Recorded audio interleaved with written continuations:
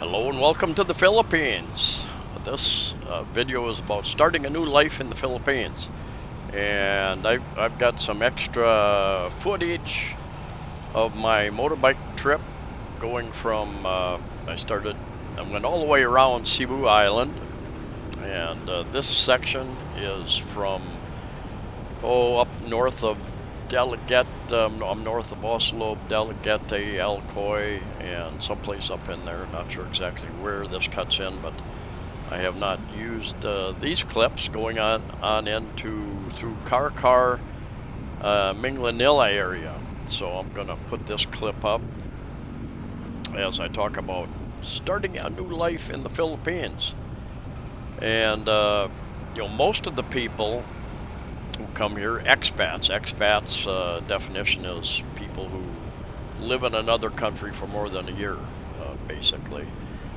I think is the official term, but it's used loosely to describe foreigners living in other countries. Philippines, like other Southeast Asian countries, is a big destination. I think Mexico is the #1 destination for U.S. expats. Many more are going there, and there's some pushback. Some areas, people are getting upset. There's too many U.S. citizens in Mexico. Some areas of Mexico, of course, Mexico is part of the Americas. You got South America, Central America, and North America, which includes Canada. And people say American, they usually mean the USA, but there are other Americans. Anyway, there's lots of options. The Philippines has lots of advantages, and they also have some challenges, like every country. You've got culture shock. You've got even though English is a second language here, it is the second language, and people have varying degrees of use and clarity in using that, just like other English-speaking countries. Their terms, their slang are different than what you might be used to in your English-speaking country.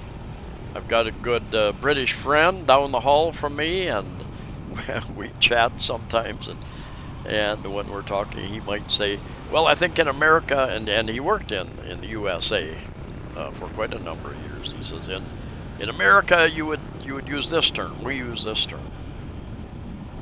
So the present situation all over the world,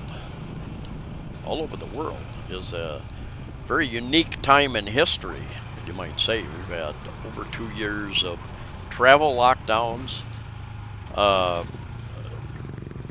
unbelievable restrictions on the freedom to move about, not only internationally, but within your own country,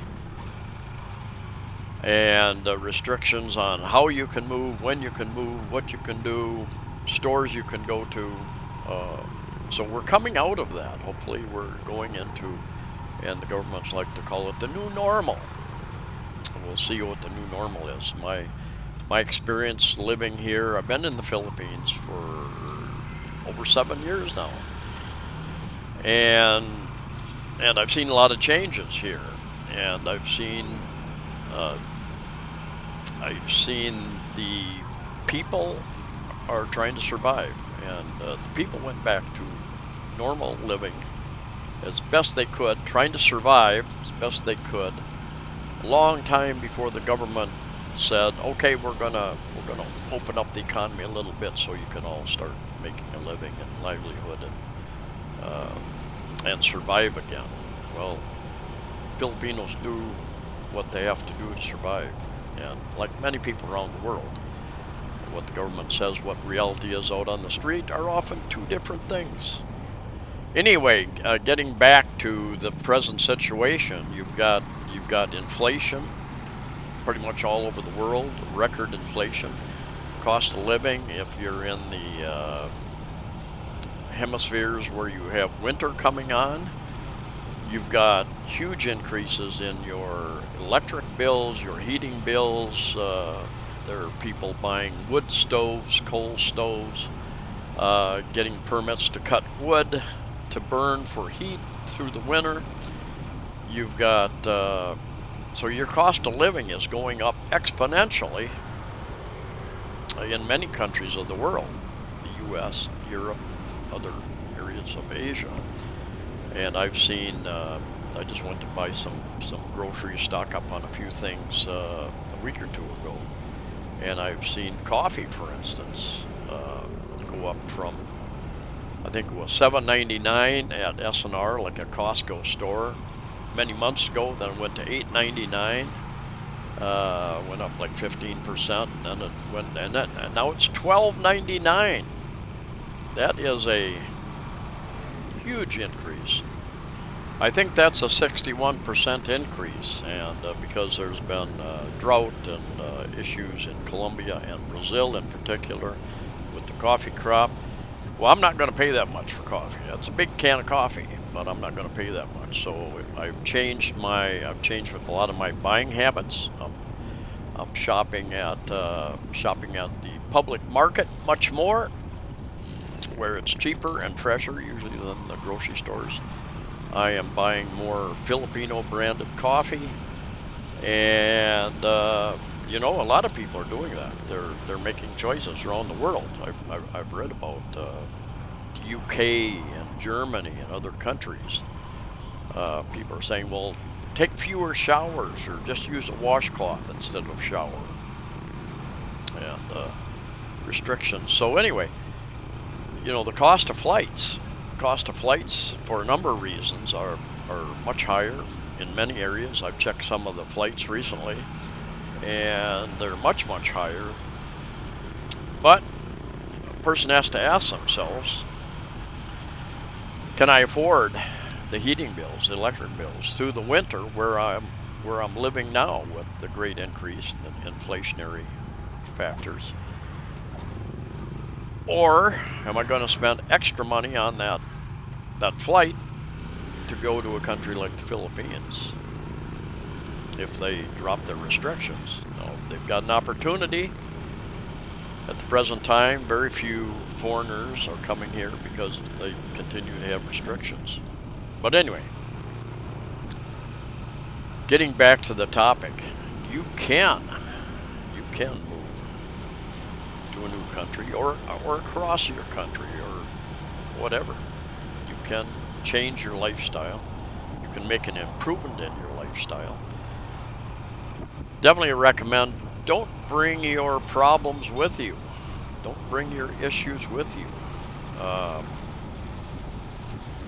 If you can't budget well, even a lower cost country isn't going to save you unless you learn how to budget your money. And I definitely suggest that if you've got a certain amount of money that you think you have every month, I suggest when you come here or anywhere, you start with a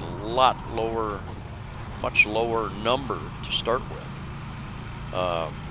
When you see the needs here, it's easy to be generous. Everybody thinks you're a very wealthy person coming from a Western country or another Asian country, and they think you just have unlimited pockets as far as money goes. And my suggestion is you tell them that you've got bills back in your country. You've got medical bills. You've got these bills. So you have to be very careful in how you spend your money. I think the average, I read a while back, the average pension in the USA, not average, median means half are under, half are above, is about $1,500 US. Now, you know, everybody's pension is different. Of course, there are some who've made good investments, you even might have retired from 2 different jobs, have larger pensions, and many who have much smaller pensions than that, 1,000. The guy asked me a while back, can I live on $800 a month? And I said, well, you can until you can't. You know, one day there's going to be unexpected expense, dental, medical, something is going to come up. And he said, well, how much will it cost, and how do I go about getting my girlfriend over to the USA then? And the point being is if you've got a girlfriend, a wife, and family, they've got needs as well, not just yours. The Philippines has a lot to offer. Depends on how you handle the situation. I suggest you go slow and don't make any major decisions for a while. Presently, for instance, I'm in Cebu City, and generally have a good internet connection, but even I have times when I don't. Today is one of those days. I don't have an internet connection on my Wi-Fi system. Don't know why. I've tried resetting it. I've tried a number of things, and could be we have a bit of a festival going on in town. Posse Garbo, something like that. It's a festival of festivals. There's like 50 different barangays that have come to town, and over the course of a couple of days, I think they crowned a queen last night. So a lot of the barangays, villages in Cebu province, put up a queen for competition, and they chose one last night. And Sunday is the culmination. I think they've got street dancing and a parade and street dancing, kind of like a miniature Sinulog festival, I guess. Sinulog Festival is a huge festival here in Cebu City. It culminates on the third Sunday of January, and we haven't had it the last couple of years. Hopefully, good sign that we're having this festival, and that we'll have a Sinulog. As far as the cost of living, I've seen, as I mentioned before, I've seen the inflation, but generally you can find rentals for much, much less than they were 2.5 years ago before all these lockdowns. Because most people, Koreans, the Japanese, the Chinese, the other Asians, the Western people, 95% of those people or more are not going to travel while there's still restrictions in place. So that means there are tens of thousands of condo units, hotel units, resort units sitting empty. And I really noticed that on this trip. Every place I went, I was the only guest, the only one. Every resort I went to.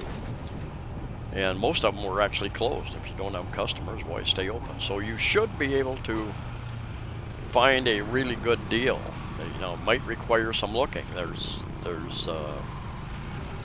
some of the landlords still trying to get the higher rents, and I've done a number of videos about how rents have been rapidly increasing over the years. Since I came, even rising over 20%, I think, one of the last few years ago, and the cost of units, and you know, there's a point, just like in the U.S. I've read that home prices have finally stopped increasing because people can't afford them anymore. People are are lowering the cost of their resale houses. Because with the interest rate hikes, many of the people that were looking for a house can't afford the houses anymore at the prices being asked for. Now for some predictions, and I will see if they come true. I think I'm pretty certain at least a couple of these predictions will come true. The Philippines and many Southeast Asian countries and other countries around the world, especially Southeast Asia, the high season, the high tourist season, is in the winter months in much of the northern hemisphere. People come to go to warmer climates. Philippines, Thailand, Vietnam, Cambodia, a number of other places around the world. And these countries have lost out on their huge inflow of tourism and money and revenue for 2 years. Now it's almost September. By the time some of you watch this, it'll be September. And my prediction is that they're going to lose out on another big opportunity to increase the government's revenue, to have an inflow of money into the businesses to help businesses recover, because people don't make a decision to travel around the world, to take vacation time. If you're working, you don't make that decision in November and December to travel in November, December, January. And the high season generally is like November, December, January, February, maybe even going into March a little bit. But my prediction is that the Philippines in particular is going to miss this a third year. They're not going to have any, even if they open up in September. If they say, okay, you don't need vaccines, just like I think over 55 other countries now that say no more restrictions, no need for vaccination, no need for face masks or anything else. Come to our country, spend your money, enjoy your time. And even if the Philippines would make that decision in September, October, November, December, January, that's not very much time for people to plan a expensive long vacation, number one. Number two, the airlines and the airports are not, even in the last month or so, I've read a number of articles, a number of airports, Heathrow, huge airport, I think limited the number of flights. They did not have the infrastructure at the airport to handle over a certain number of tourists.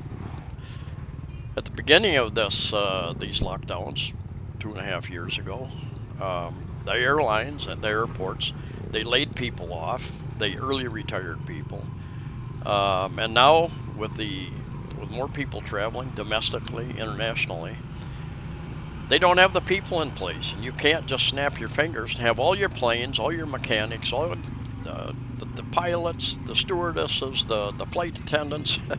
Somebody corrected me; they're called flight attendants, not stewardesses. And all the airport personnel in place. Same thing with the hospitality industry. The hotels, many hotels still here in Cebu City are closed. Those that have opened have very few guests. So the whole industry is hurting, and trying to restaff, trying to rehire, retrain. There's a problem there. And then you have the fuel prices increases. So you've got a number of issues. You have the airline infrastructure, which is an issue, and you have the cost of fuel, which is an issue. And those countries, like the Philippines, that continue to have restrictions are going to miss out. They're going to miss out on most of the potential. This is Car, by the way. This is a big traffic circle in Car, and there's a huge construction area just ahead of me, and I sat, I think, for 20 or 30 minutes just waiting traffic. It's one lane ahead of here, and I sat a long time in traffic, and traffic only comes from one direction for 30 minutes or so, and then the other direction for 30 minutes or so. And it's good to get the construction done, but it is creating a big bottleneck. Car is known, like many cities are known, for different things, different foods, delicacies, different things. You find that all over the Philippines. What they call chicharron. Chicharron is basically fried pork skin, pork rind, I believe. And sometimes they flavor it in different ways, make it spicy or different ways. I read a deal on a recipe a while back. They said instead of using breadcrumbs to bread fish or something, crush up the chicharron, the pork rind, grind it up real fine, and use that for the breading. And another prediction is that you may see some some changes in the immigration system. The Philippines is a welcoming country. The people are welcoming of foreigners. The government is. They understand that tourism is a big percentage of their GDP presently, and could be a much bigger percentage. They get in 2019, I think they had over 9 million tourists, whereas Thailand had 40 million. And the Philippines has a great potential to expand that number. And with all the revenue and the advantages, there are always disadvantages, of course, but the advantages you get from that tourism. I think the government has been missing for 2.5 years, going into 3 years here in a few months. Huge amounts of revenue from the tourism sector, and they will be looking at additional ways to increase that revenue. Now, Thailand's put some kind of a tourist tax in. It's not very much, like I think 10 or 12 US bucks, basically, but it's something. It's an additional cost. They will find ways to add different fees, just like the U.S. did many years ago. They changed the tax structure, but there was an increase. Many of the agencies started charging fees, and more fees, higher fees for different services. But I think it will remain very reasonable, so that the average expat, that's not going to be a big part of their budget. I believe that the Philippines will continue to be a very welcoming country for foreigners, because it's a huge part of their economy, of the livelihood of other Filipinos who have resorts and transportation setups, and in the hospitality industry, with the dozens and dozens and dozens of new condominiums being built around the Philippines, not just in Cebu City, Manila, Iloilo, Bacolod, Davao. That is employment for tens of thousands of Filipinos. So I think the future is bright for the Philippines if they don't get in their own way. I think it can be bright for expats who come here. There are options. You can live in a number of different types of cities.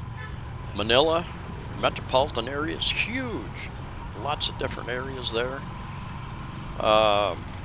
Cebu City, Davao City, larger cities, much smaller than Manila. You've got Iloilo City, Bacolod City, Baguio City, I guess, another level. And then you've got places like Dumaguete, a little bit smaller city, and many other towns and cities in that category. So there are many options. You can live close to the big city and yet out of ways, so costs are a little less. There are options. The laws, the customs, the way of life, the lack of urgency can be challenging.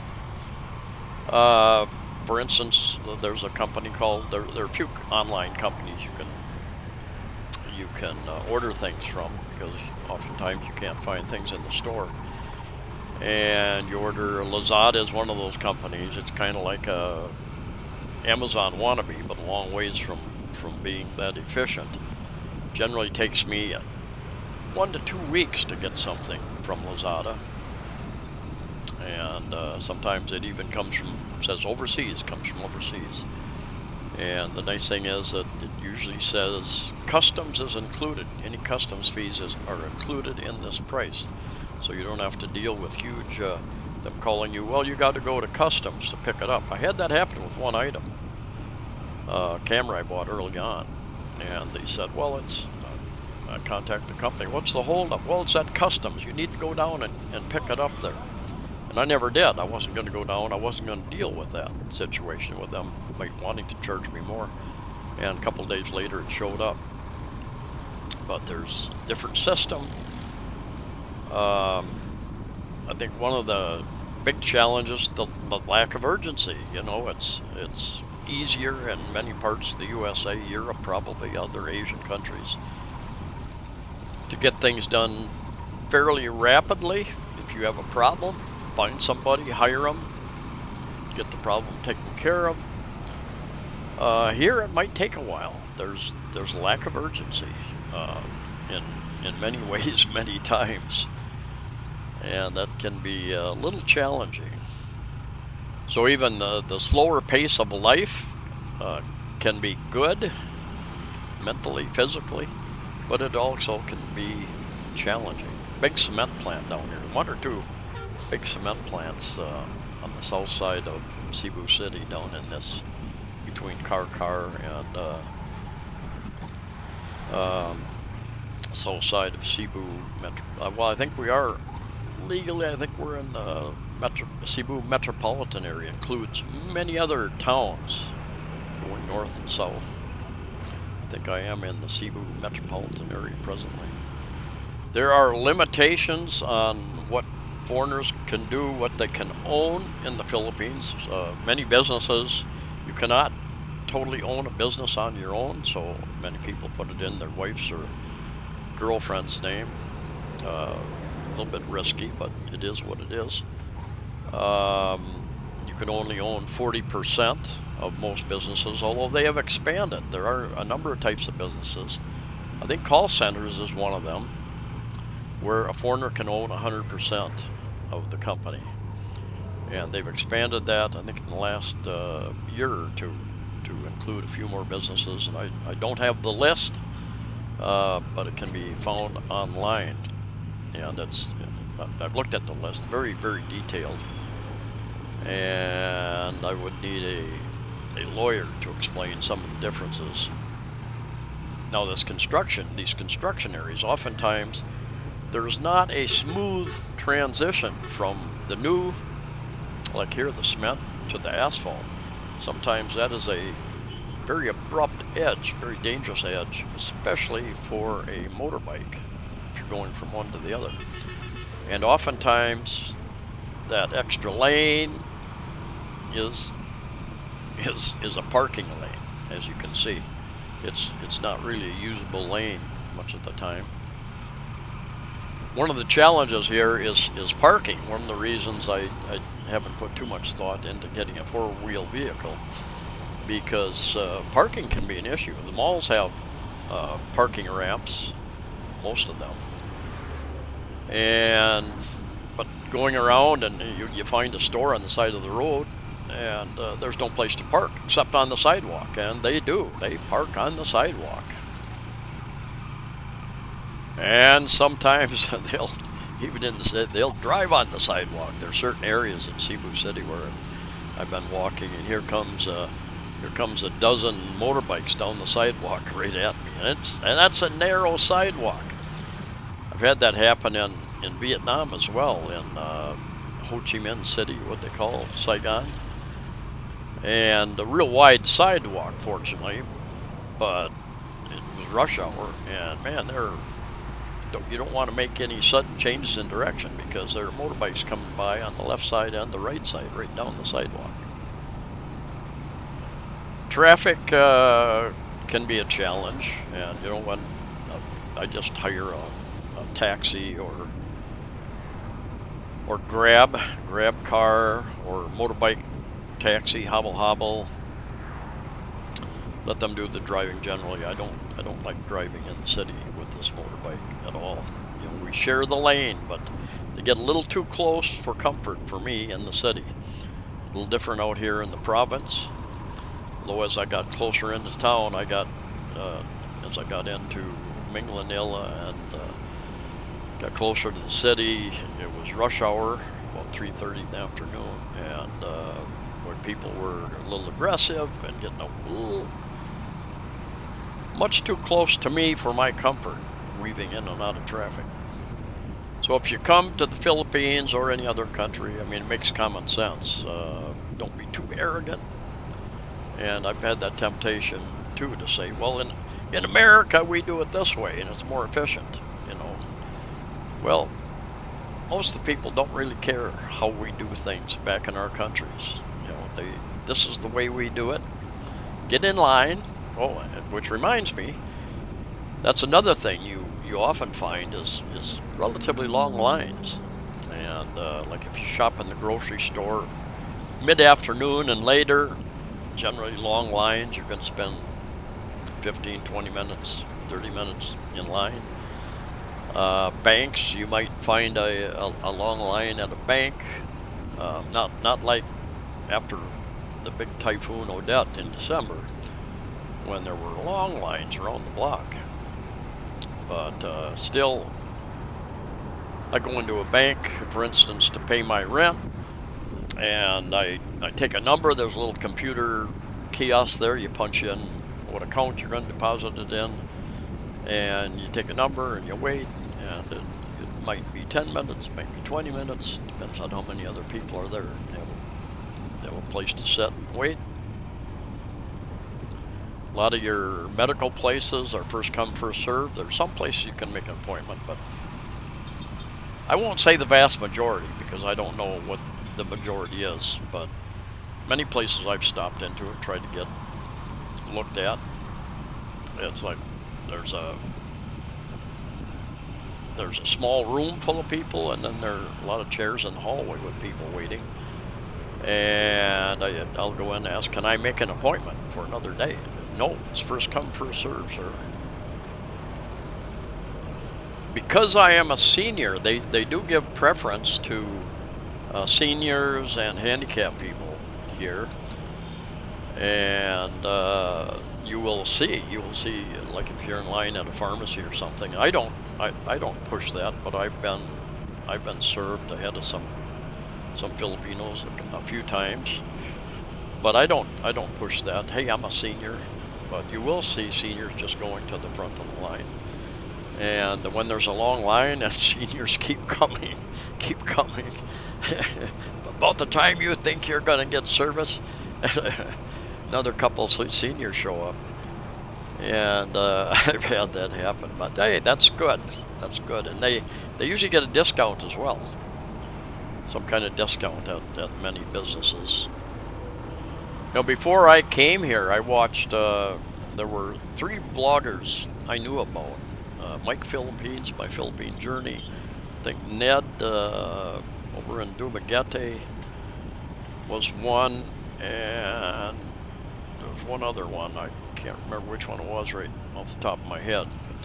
But it gave me a little bit of a comfort level about the people of the Philippines and their friendliness, how to deal with them and their speech.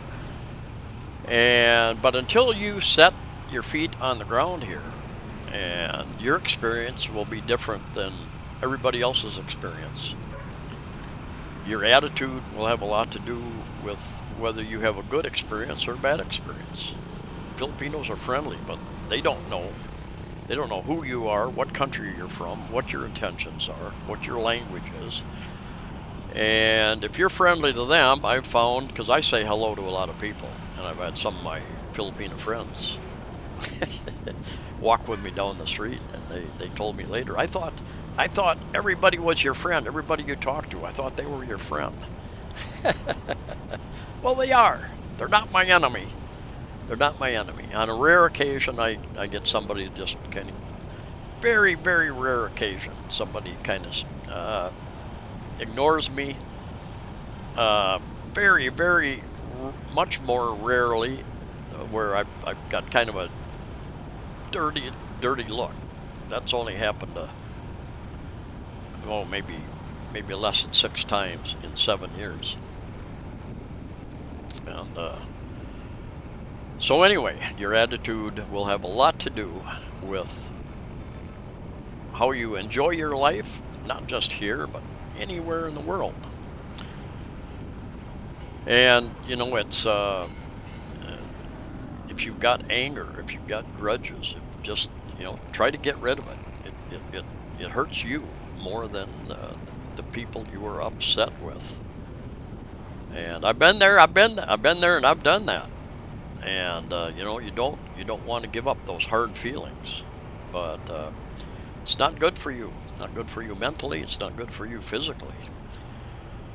And you know, if you're going to make a fresh start in life, someplace, it's best to truly make a fresh start.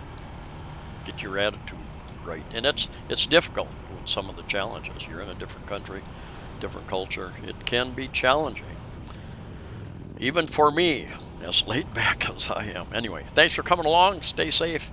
Good luck with all your plans.